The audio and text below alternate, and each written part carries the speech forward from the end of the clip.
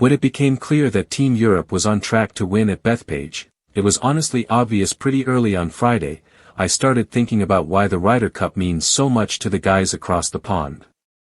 The Americans want to win, of course, but it just doesn't seem to hit them with the same emotional weight as it does for the Europeans.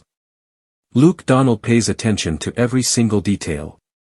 He changed sheets in the hotel, covered the bottom of doors so no light would sneak in when his players were trying to sleep. Once you hear about that kind of preparation, it's easy to believe the Europeans when they say they've been planning for 2 years for this one event. That level of obsession shows how deeply they care about the Ryder Cup. The more I thought about it, the more I kept circling back to a take that I wasn't quite bold enough to say out loud. Maybe not brave, exactly, but it felt controversial. Then I saw a tweet from Golf Digest's Luke Curtinine, and suddenly I felt understood.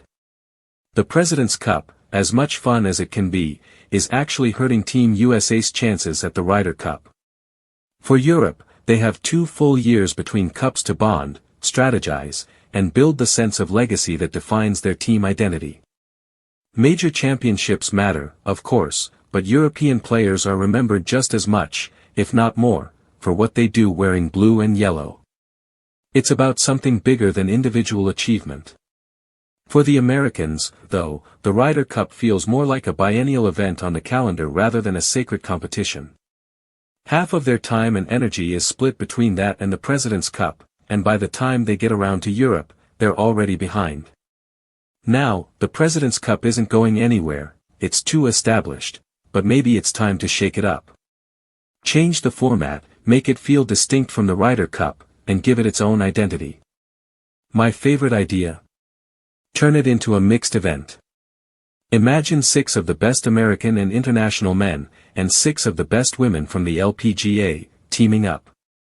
Picture Scottie Scheffler and Nelly Korda taking on Hideki Matsuyama and Gino Thidikal, or Justin Thomas and Megan Kang versus Jason Day and Lydia Ko. That's the kind of energy golf needs. It would bring a fresh spark, open new audiences, and make both events feel more meaningful. Something has to change if the Ryder Cup is ever going to matter as deeply to the US team as it does to Europe. Maybe it won't, but if it ever did, it would be a true game changer.